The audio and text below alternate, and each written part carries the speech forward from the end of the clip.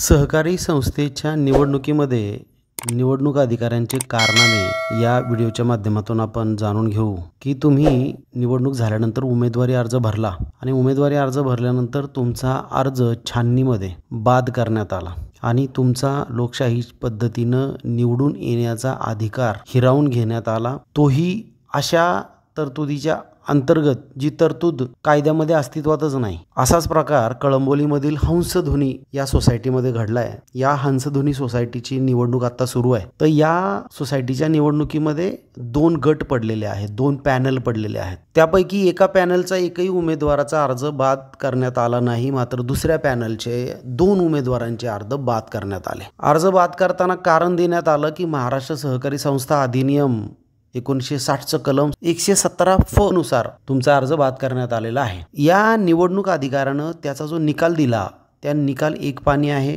त्याच्यामध्ये त्याचं म्हणणं असं आहे की महाराष्ट्र सहकारी संस्था 1960 कलम 117 अन्वये आपली सदनिका किंवा तिचा भाग कोणताही भाग संस्थेच्या पूर्वलेखी परवानगीशिवाय पोट भाड्याने लीव अँड लायसन्स पद्धतीने किंवा काळजीवाहू पद्धतीने दिला असेल किंवा आपला ताबा सोडला असेल किंवा संस्थेतील आपले भाग भांडवल आणि हितसंबंध विकले असतील ती पात्र ठरणार नाही। या तरतुदीनुसार दोन उमेदवारांचा अर्ज बाद करण्यात आला का तर त्यांनी त्यांची जी सदनिका आहे ती भाड्याने दिली होती। मुळात सहकार कायद्यामध्ये 117 हे कलमच नाहीये। हे कलम नसताना सुद्धा या निवडणूक अधिकाऱ्याने, ज्याचं नाव निवडणूक अधिकाऱ्याचं आहे संतोष रणशिंगे, हा निवडणूक अधिकारी आहे। काय दिवे लावत असेल तुम्ही कल्पना करू शकता वेगवेगळ्या निवडणुकांमध्ये। तर या रणशिंगेने दोन उमेदवारांचे अर्ज बाद केले।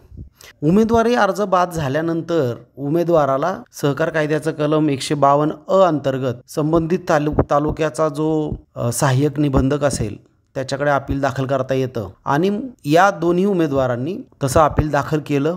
त्याचा 9 तारखेला म्हणजे काल निकाल मिळाला आणि त्यांचा अर्ज स्वीकारण्याचे आदेश झाले। अस्तित्वात नसलेल्या कलमाच्या आधारे एखाद्या उमेदवाराचा अर्ज बाद करणं ही किती आगाऊपणाचं, किती धोकादायक। जर असे निवडणूक अधिकारी असतील तर निवडणुका या मुक्त वातावरणामध्ये होण्याची शक्यता किती असू शकते। काही निवडणूक अधिकारी तर कायद्याचे पंडित समजतात स्वतःला आणि इतक्या उर्मटपणे लोकांना उत्तर देतात की निवडणूक अधिकारी झाले म्हणजे ती संस्था त्यांच्या बापाची झाली असं त्यांना वाटायला लागतं। हा आगाऊपणा आहे। जे कलम अस्तित्वात नाही त्या कलमाच्या आधारे निकाल देणं, इतकं मोठं धाडस करणं की या अधिकाऱ्याची, या ज्या रणशिंगेंची जर तक्रार सहकार निवडणूक प्राधिकरणाकडे केली गेली तर यांना पॅनलवरून सुद्धा काढलं जाऊ शकतं। महत्त्वाचा आणखीन विषय याच्यामध्ये रणशिंगेंच्या पर्यंत हा व्हिडिओ पोहोचला तर ते म्हणतील की मला महाराष्ट्र सहकारी संस्था अधिनियम 1960 कलम म्हणायचं नव्हतं, तर त्या संस्थेचा उपविधी 117 आहे,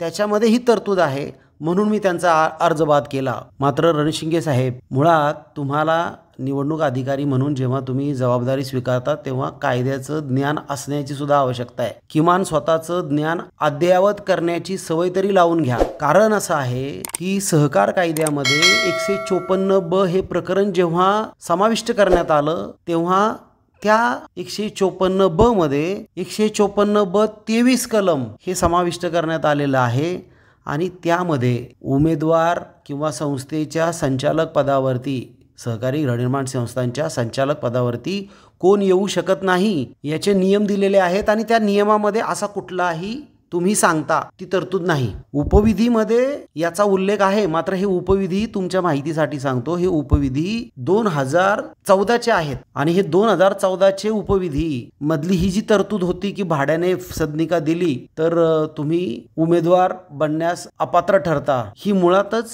बेकायदेशीर तरतूद होती। केवळ सदनिका भाड्याने दिली म्हणून त्या ठिकाणी कुठेही संस्थेच्या हिताला बाधा येत नव्हती, संस्थेच्या उद्दिष्टांच्या विरोधात ते कार्य नव्हतं। त्याचाच विचार करून मग जेव्हा 154 हे प्रकरण समाविष्ट करण्यात आलं, कलम समाविष्ट करण्यात आलं, तेव्हा ही तरतूद काढून टाकण्यात आली। तुमच्या निकालावरून तुमचे दोन अज्ञान लक्षात येतात। एक म्हणजे की तुम्ही निकाल जो देताय तो अर्धन्यायिक स्वरूपाचा आहे याची तुम्हाला माहिती असून सुद्धा तुम्ही बेजबाबदारपणे असा निकाल दिलाय, आणि दुसरं म्हणजे की जी तरतूद उपविधीमध्ये आहे आणि जी कालबाह्य झालेली आहे सहकार कायद्यामध्ये झालेल्या सुधारणेमुळे जी उपविधीतील तरतूद कालबाह्य झालेली आहे ती तुम्ही लागू आहे असं भासवता. ही लबाडी आहे. तुमच्या या वागणुकीवरून तुम्हाला एकतर अजिबात काही कळत नाही, तुम्हाला कसलंही ज्ञान नाही याची जाणीव होते, किंवा तुम्ही कोणाच्या तरी प्रभावाखाली काम करताय हे मानायला वाव आहे. असे धंदे बंद करा. आणि हे धंदे करणारे तुम्ही एकटेच नाही आहेत, अनेक आहेत. दुसरे आणखीन 2 व्हिडिओ मी करणार आहे. त्याच्यामध्ये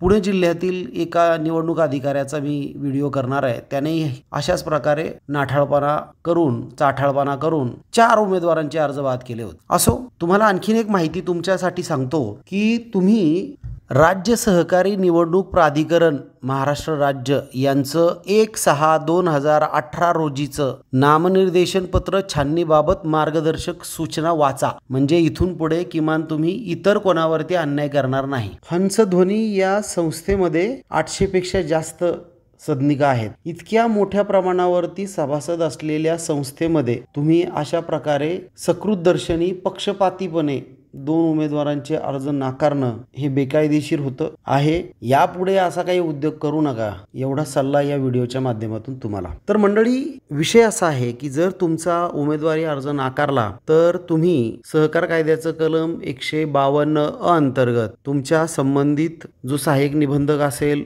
उपनिबंधक असेल, यांच्याकडे अपील करू शकता. तुमचा अर्ज बाद केल्यानंतर 3 दिवसामध्ये तुम्ही अपील करायचं असतं आणि संबंधित निबंधकानं 10 दिवसामध्ये निकाल दिला पाहिजे. तुमची छाननीच्या पूर्वी ते निकाल देऊन टाकतात, ते बंधन त्यांच्यावर आहे. त्यामुळे जर तुमचा अर्ज असा बाद केला गेला तर तुम्ही तात्काळ उपनिबंधक किंवा सहाय्यक निबंधक यांच्याकडे, जे कोणी अधिकारी असतील यांच्याकडे तुम्ही अपील दाखल करा. बहुतांश वेळा तुमचा अर्ज हा स्वीकारला जातो, तसे आदेश पारित होतात. आता यामध्ये निबंधकाच्या कार्यालयातून काही गडबड होते का? तुमची बाजू बरोबर असताना सुद्धा निबंधक कार्यालयातले कर्मचारी आ वासून बसतात का? तर माझा अनुभव असा आहे की सहकार खात्याच्या कोणत्याही कार्यालयात जा, तिथे आयुष्याचे भिकारडे बसलेले आहेत. प्रचंड भ्रष्टाचार सहकार खात्यामध्ये आहे. जो उद्योग या निवडणूक अधिकाऱ्याने केलाय तेच उद्योग सहाय्यक निबंधक, उपनिबंधक, जिल्हा उपनिबंधक, सहनिबंधक, विभागीय सहनिबंधक पुण्यामध्ये तर असे बकासूर बसलेले आहेत. परंतु त्यात जाऊन काही फायदा नाही.